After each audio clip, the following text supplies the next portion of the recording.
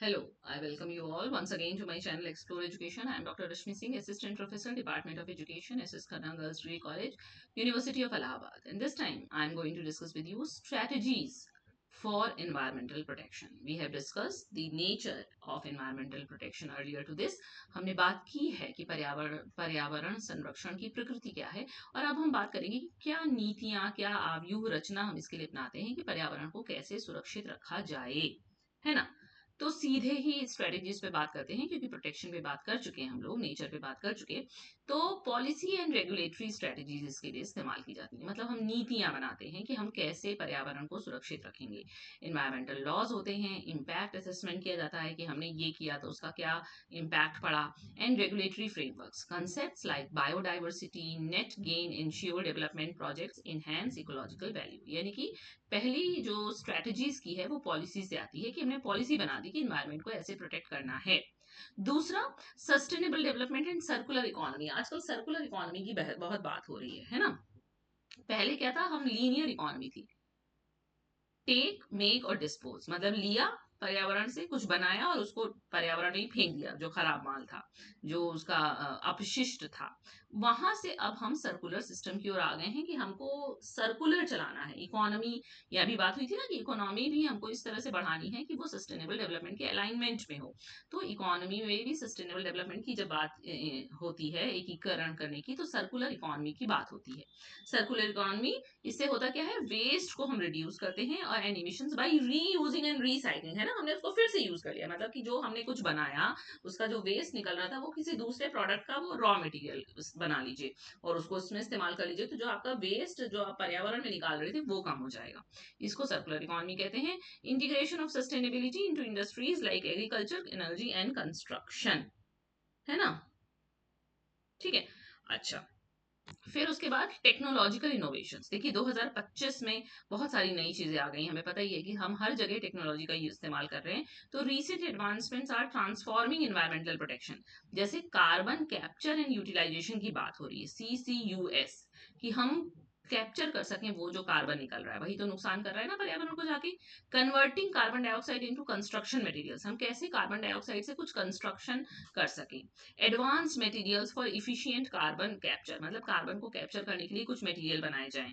AI का इस्तेमाल हो, IoT मतलब internet of things based environmental monitoring की जाए, जिससे रियल टाइम डेटा कलेक्शन हो और हमको पता चल सके कि हम कैसे टेक्नोलॉजी के यूज से इन्वायरमेंट को थोड़ा सुरक्षित कर सकते हैं।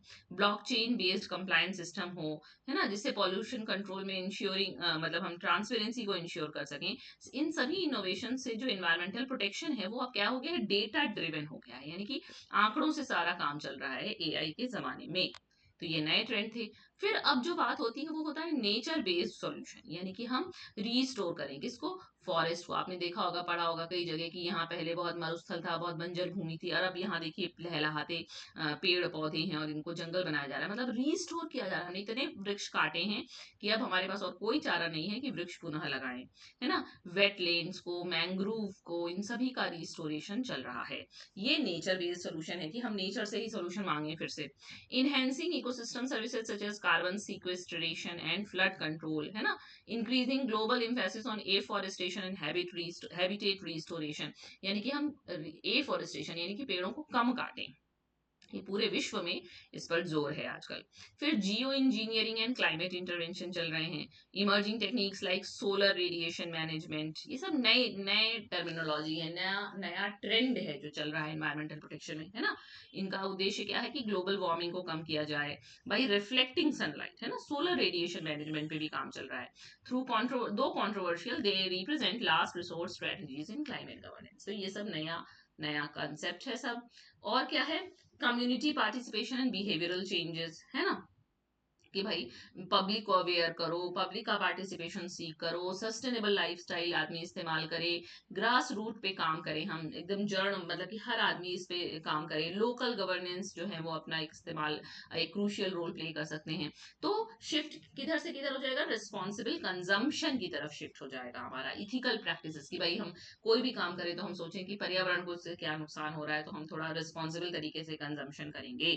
फिर कॉर्पोरेट इन्वायरमेंटल रेस्पॉन्सिबिलिटी, ESG, इसमें क्या क्या आता है, इन्वायरमेंटल, सोशल और गवर्नेंस फ्रेमवर्क हमको देखना पड़ेगा, यानी कि इंडस्ट्रीज, आप कोई भी काम करिए लेकिन आपको इन्वायरमेंट के प्रति अपनी जिम्मेदारी निभानी होगी, है ना।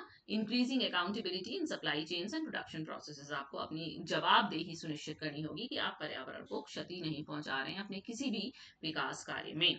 ओके, फिर अगर इंडिया के परिप्रेक्ष्य में देखें तो वहां यहाँ बहुत सारी पॉलिसीज और मिशन गवर्नमेंट के चल रहे हैं, जैसे क्लाइमेट एक्शन, है ना, national action plan on climate change, NAPCC, उसके 8 मिशन हैं, जिसमें से कि सोलर एनर्जी और सस्टेनेबल एग्रीकल्चर भी इसका एक मिशन है। इंडिया ने पेरिस एग्रीमेंट पे भी साइन किया है। क्लीन एनर्जी ट्रांजिशन की बात हो रही है, National Solar Mission promoting renewable energy, वो एनर्जी जिसको हम रिन्यू कर सकें। India aims for net zero emissions by 2070, हमने ये सुनिश्चित किया है, मतलब हमने ये साइन किया है, सिग्नेटरी है कि 2070 तक हम जीरो कार्बन इमिशन पर आ जाएंगे। उसके लिए कार्यक्रम चल रहे हैं। फ्लैगशिप इन्वायरमेंटल प्रोग्राम चल रहे हैं, जैसे स्वच्छ भारत अभियान, है ना, Namami Gange programme, National Afforestation Programme, ये सभी प्रोग्राम जो हैं वो एक शिफ्ट है toward mission mode environmental governance, कि हम इन्वायरमेंट की गवर्नेंस को भी ठीक करेंगे। फिर sustainable development and circular economy, यहाँ भी है, इंडिया में भी प्रमोट किया गया है कि वेस्ट टू एनर्जी इनिशिएटिव, कि आप कैसे वेस्ट से एनर्जी बनाएं। प्लास्टिक को बैन किया गया है कई शहरों में। सर्कुलर इकोनॉमी की बात हो रही है पॉलिसी डिस्कशंस में। इन सबसे ग्लोबल सस्टेनेबिलिटी फ्रेमवर्क से हम मिलते हैं और लोकल नीड्स की भी आवश्यकता को भी एड्रेस किया जाता है। फिर टेक्नोलॉजिकल इंटरवेंशन हमारे यहाँ भी चल रहे हैं, जैसे एयर क्वालिटी मॉनिटरिंग सिस्टम आ गया है, डिजिटल प्लेटफॉर्म्स है एनवायरमेंटल गवर्नेंस के लिए, रीन्यूएबल एनर्जी एक्सपेंशन है, जैसे सोलर पार्क है, विंड एनर्जी है ना। तो India is emerging as a leader in affordable clean technology solutions, तो ये सब भारत के परिप्रेक्ष्य में। और कम्युनिटी पार्टिसिपेशन और ग्रास रूट मूवमेंट, जैसे भारत में एक पुरानी परंपरा रही है एनवायरमेंटल मूवमेंट की, जैसे चिपको आंदोलन, है ना, forest protection through community action, Narmada बचाओ आंदोलन, इस तरीके के। Local participation remains crucial for sustainable outcome. और अगर शिक्षा की बात करें तो राष्ट्रीय शिक्षा नीति 2020 भी बल देती है कि हमें पर्यावरणीय जागरूकता बच्चों में लानी है। एक्सपीरियंशियल लर्निंग की बात करती है, सस्टेनेबल डेवलपमेंट की बात करती है, सस्टेनेबल डेवलपमेंट को कैसे करिकुलम से इंटीग्रेट करके पढ़ाया जाए।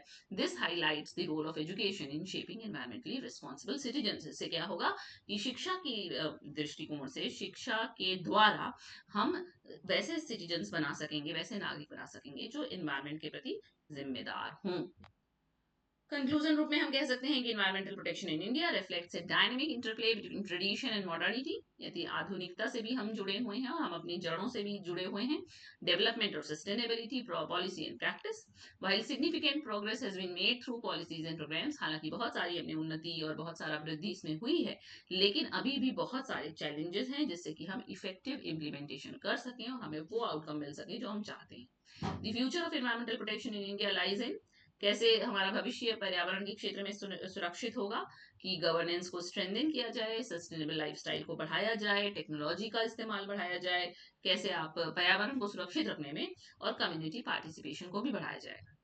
So India's pathway must move toward a sustainable and inclusive ecological development model, ensuring that economic growth does not come at the cost of environmental degradation. हमें यह सुनिश्चित करना होगा कि हम आर्थिक वृद्धि को पर्यावरण को क्षरण करने की कीमत पर नहीं पाएंगे, यानी पर्यावरण को नुकसान करके हमें आर्थिक वृद्धि नहीं चाहिए। आपको ये सुनिश्चित करना होगा, तभी पर्यावरण सुरक्षित होगा। ओके, तो इन्वायरमेंटल प्रोटेक्शन का नेचर और स्ट्रेटजीज थोड़ा नए मतलब यू कैन से रेलेवेंट उस पर मैटर, जो पिछला वीडियो है वो थोड़ा पुराना हो सकता है, बट कंटेंट उसमें भी होगा नो डाउट। मुझे खुद भी याद नहीं है कि उसमें क्या कंटेंट है, बट कुछ ना कुछ कंटेंट काम का होगा ही उसमें भी। तो इन दोनों को मिला के आप एक expanded long answer type question लिख सकते हैं पर्यावरण संरक्षण की प्रकृति और स्ट्रेटजीज पर।